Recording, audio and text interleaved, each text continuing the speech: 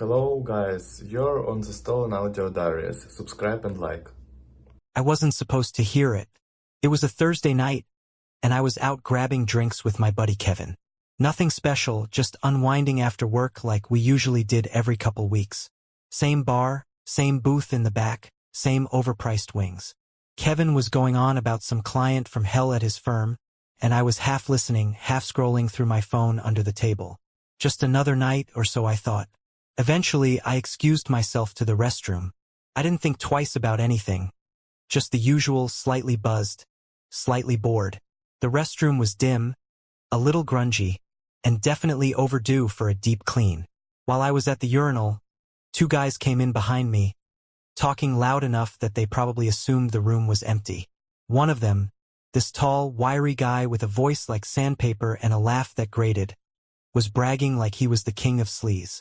"Dude, I'm telling you, there's this girl, Lexi," he said, chuckling. "Total smoke show. Comes here all the time, never turns down a drink. You just gotta be smooth." I froze. Lexi. My wife's name. I didn't want to jump to conclusions.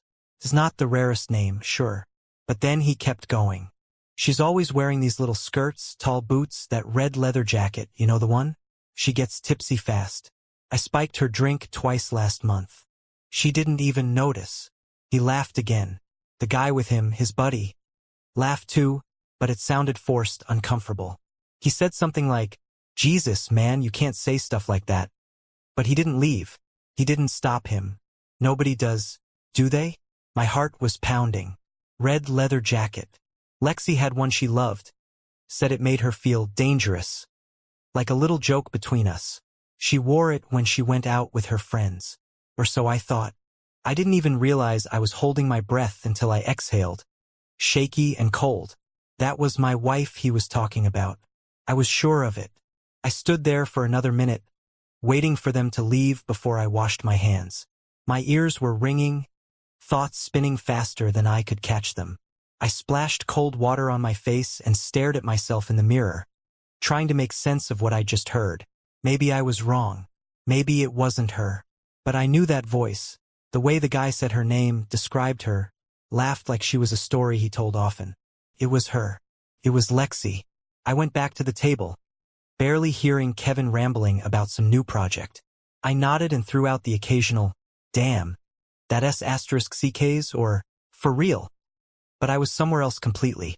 My eyes scanned the bar, heart thudding in my chest, looking for that guy, trying to see his face. But I couldn't find him. I didn't know if he'd gone back to his seat or left already. I just knew that whoever he was, he knew my wife in a way I hadn't agreed to. Kevin eventually noticed I was out of it. "You good, man?" he asked, finally putting his beer down and giving me that concerned look. I shrugged. "Just tired. Long week." That was the first lie I told that night. I didn't bring it up to Lexi. Not that night, not the next day. I didn't even know how I'd start. "Hey babe, were you at Murphy's pub getting your drink spiked by a stranger?" It sounded crazy even in my own head. But still, I watched her more closely after that. When she got a text, I checked if she smiled. When she said she was heading out with Chelsea or Sabrina, I asked more questions than I used to. Not accusing, not even suspicious, just aware. She didn't notice. Or maybe she did, and she was just good at acting like she didn't. Lexi was always charming.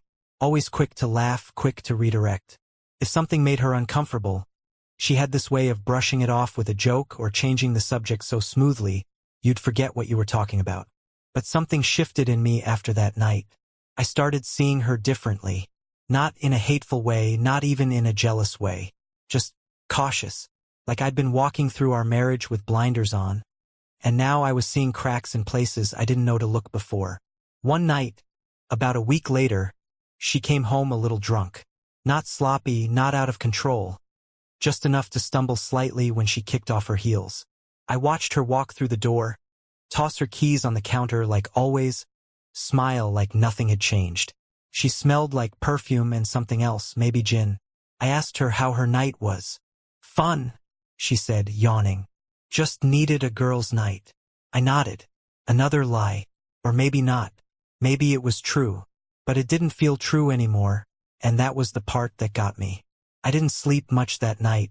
I lay awake, staring at the ceiling, thinking about that guy's voice. The way he laughed when he said he spiked her drink.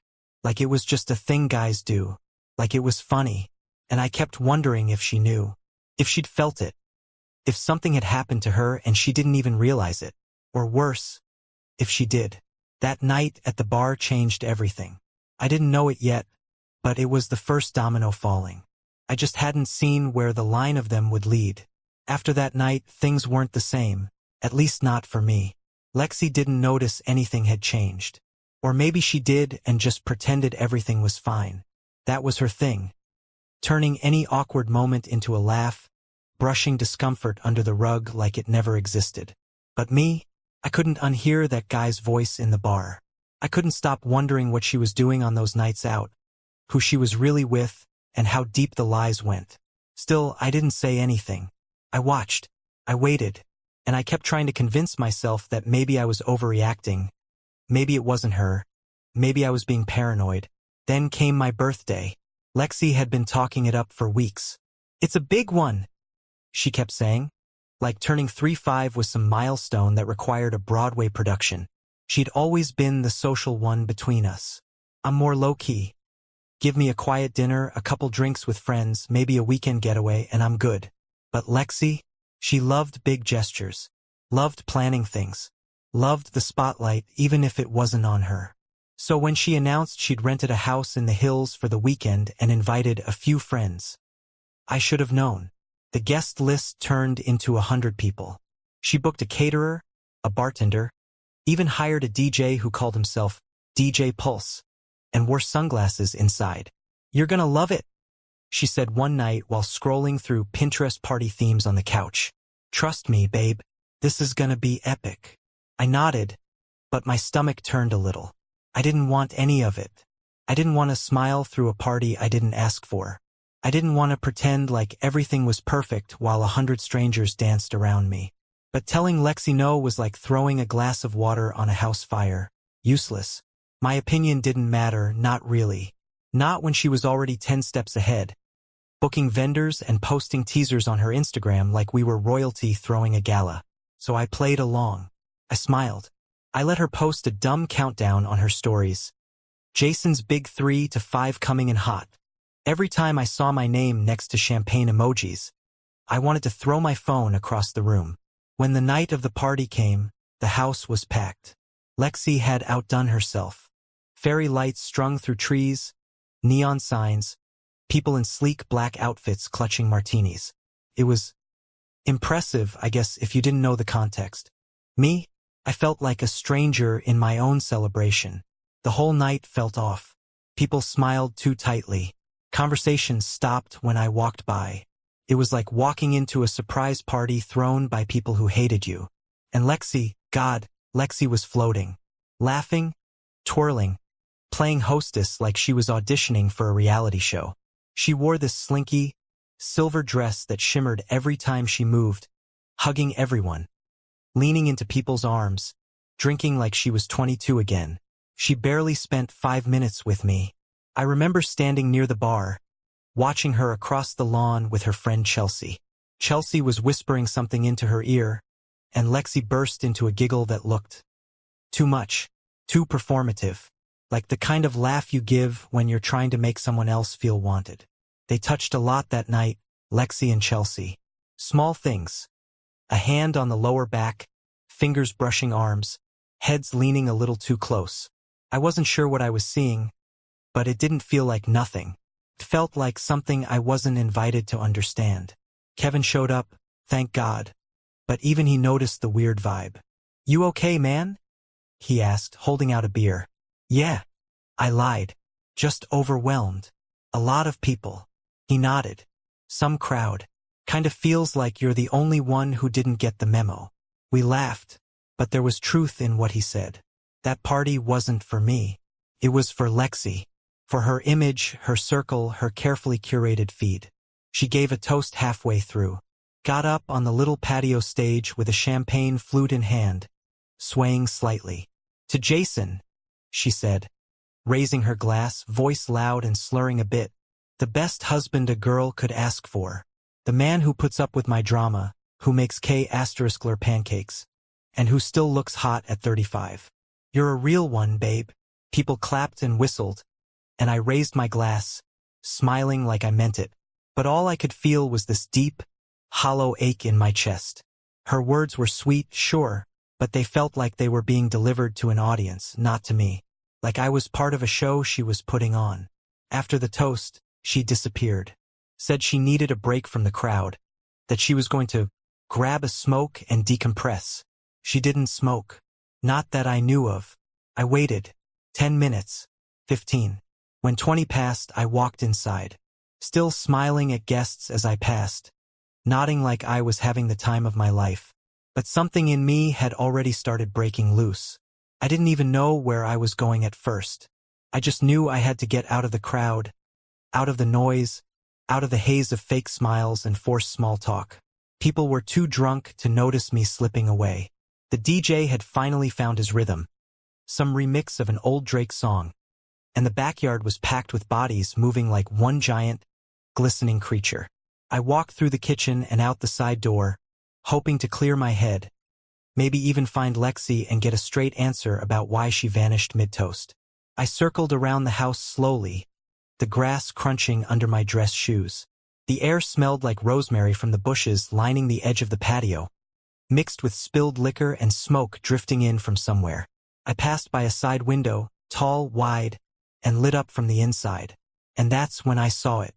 It took me a second to process what I was even looking at.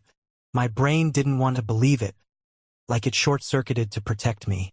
But no amount of mental gymnastics could explain it away. There was Lexi, on her knees, in front of a guy I didn't recognize. Her silver dress was pushed up around her thighs, and her hands were gripping his waistband like she'd done this before, like it was nothing new. I couldn't move. I just stood there, my breath caught in my throat, watching my wife, wrapped around some stranger like I didn't even exist, like we hadn't built a life together, like I was just some guy she passed on the street. He wasn't even someone I knew. Not Kevin. Not a coworker. Just some dude. Average looking. Wearing loafers with no socks. He leaned his head back, hands in her hair like he owned her, like she belonged to him. I don't know how long I stood there, seconds, maybe. Felt like time stopped. And then she looked up. She didn't see me. Not through the glass, not in the shadows. But I saw her face. The look in her eyes. It wasn't shame. It wasn't panic. It was thrill. She was into it. Not just doing it. Enjoying it. Living for it. That's when the nausea hit me like a wave. I turned away fast. Heart pounding so hard I felt it in my ears.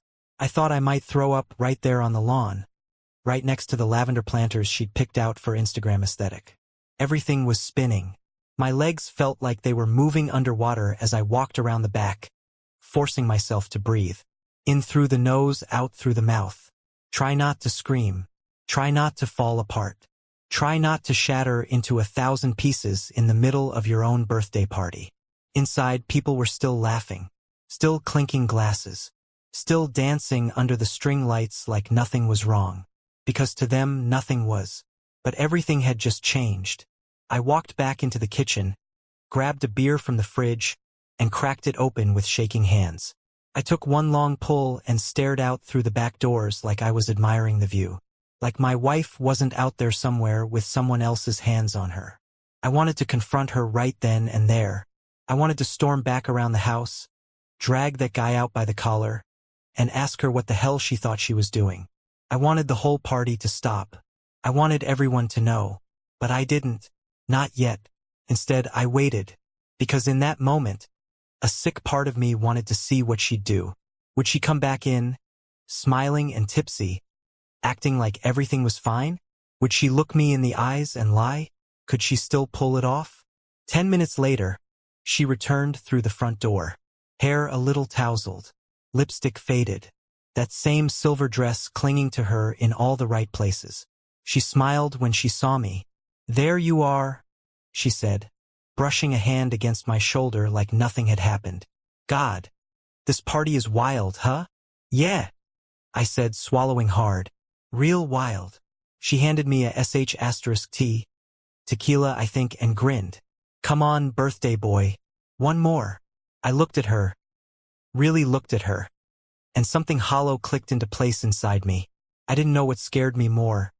That she could cheat so effortlessly, or that she could come back inside and act like she hadn't. I took the sh*t. It burned all the way down. I don't remember much about the next hour of the party. Everything felt like static. People kept coming up to me, clapping me on the back, handing me drinks I didn't want. Someone started a conga line. Someone else spilled an entire tray of nachos on the deck. Laughter, music, voices. It all blurred into this distorted soundtrack I couldn't escape from. And Lexi, she was glowing. She danced like nothing had happened. She threw her arms around people, posed for pictures, kissed my cheek in front of everyone like she hadn't just destroyed me in private. I started to think I'd imagined it. That maybe I'd misunderstood what I saw. That maybe it hadn't been that bad. But then I'd close my eyes and it would flash back.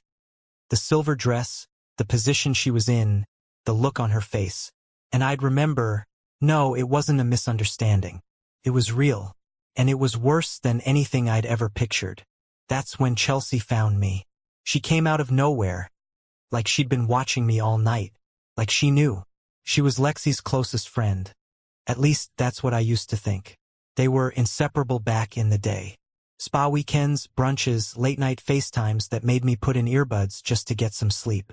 I always thought Chelsea was just the sidekick, the harmless, slightly wilder friend who encouraged Lexi to loosen up. But now, she felt like part of the show.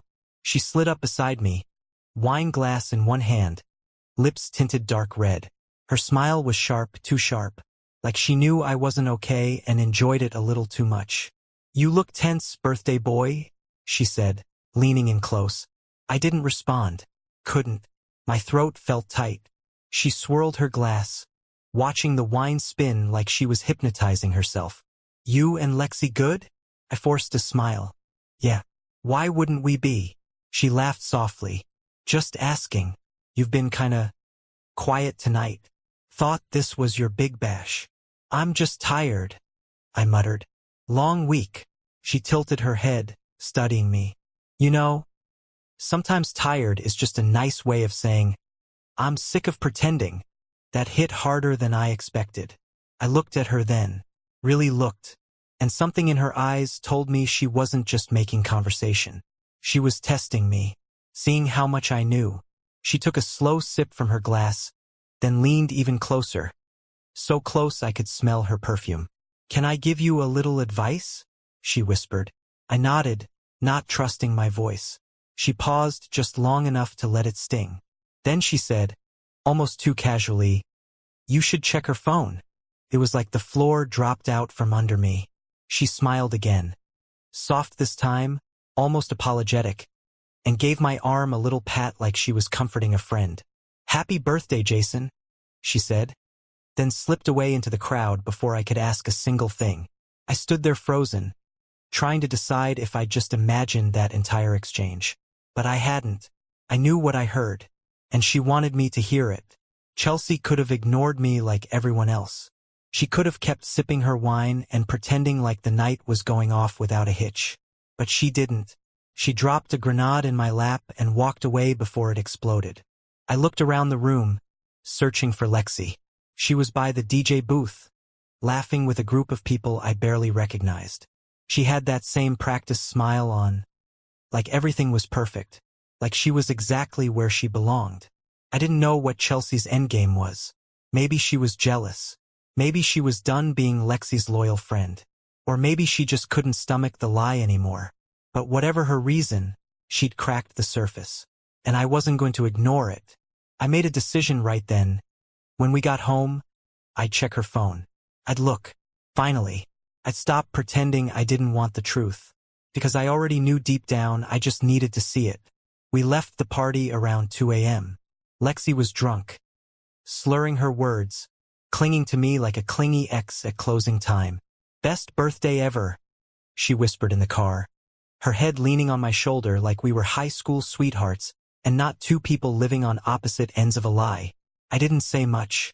Just kept my hands on the wheel, eyes on the road, heart somewhere in my throat. She dozed off halfway home, still humming whatever song the DJ had ended the night with. I drove in silence, trying not to feel anything. Just focus. Get home. Do what I needed to do. When we pulled into the driveway, I nudged her awake. She mumbled something, stumbled inside, kicked her heels off by the door, and went straight upstairs to shower. I waited. I sat on the edge of the bed, heart pounding like a drum, staring at her phone on the nightstand. Screen cracked slightly at the corner. Pink case with a tiny heart-shaped pop socket. So innocent looking. But I knew better now. I heard the water running in the bathroom, steam creeping from under the door. I reached for her phone. Locked, of course. But I'd seen her type the passcode 100 times. She never changed it. Her birthday, 0825. The screen unlocked. And I swear, it was like stepping into another world. At first, it was nothing. Just a bunch of unread messages. Memes from group chats, some Instagram notifications. Normal stuff. But then I opened the texts from a guy named Brad. I didn't know a Brad. The most recent message was at the top. Brad. Last night was incredible. I can't stop thinking about you. Lexi. Me too. Same place, same time. I stared at the screen, not breathing. Same place, same time. How many times had there been? I scrolled up, and it just got worse. Photos, inside jokes, flirty messages that made my skin crawl. One from earlier that week. Lexi. Jason thinks I'm going to yoga. LOL. Brad. He has no clue, does he? Lexi. Not a single one. My throat tightened. It wasn't just betrayal, it was mockery. I wasn't just being cheated on. I was being played. Every time I'd asked how her day was. Every time I'd kissed her goodnight. Every dumb little conversation about what to watch on Netflix. All of it had been happening while this was going on in the background. I backed out of the message thread and opened her photo album. There were hidden photos. A whole album. Locked behind a private folder. Same passcode. I opened it. They weren't explicit exactly, but they were int asterisk mate. Hotel room selfies. Lexi in a robe holding up a glass of wine. Her and Brad together, smiling like they were a real couple. Like I was the secret, not him. The water stopped running. I jumped, locked the phone, placed it exactly where I'd found it. My heart was hammering so hard I felt dizzy. Lexi came out of the bathroom a few seconds later, wrapped in a towel, her hair damp and messy in that way she usually asked me to brush for her. You coming to bed? She asked, rubbing her eyes. I nodded. Yeah, just finishing a text. I slipped into bed beside her, lying perfectly still, staring at the ceiling in the dark. She curled up against me like nothing was wrong, like we were still us. And I let her.